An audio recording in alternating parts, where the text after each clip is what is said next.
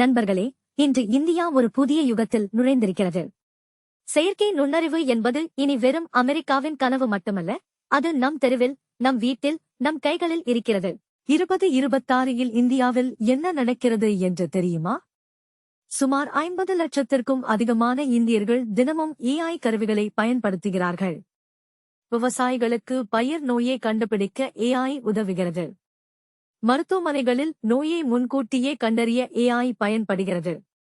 மாணவர்கள் தங்கள் மொழியில் படிக்க AI கற்பிக்கிறது.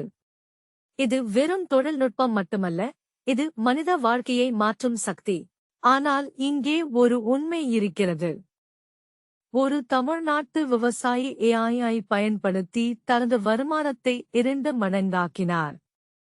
அவர் சொன்னது என்னவென்றால், படிப்பு இல்லாவிட்டாலும் தொழில்நுட்பம் என்னை விட்டுவிடவில்லை என்று.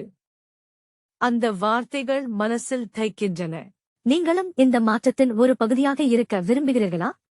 இன்றே AI பற்றி கற்றுக்கொள்ளுங்கள். உங்கள் கருத்தை கீழே சொல்லுங்கள். இந்த வீடியோவை உங்கள் நண்பர்களுடன் பகிர்ந்து கொள்ளுங்கள்.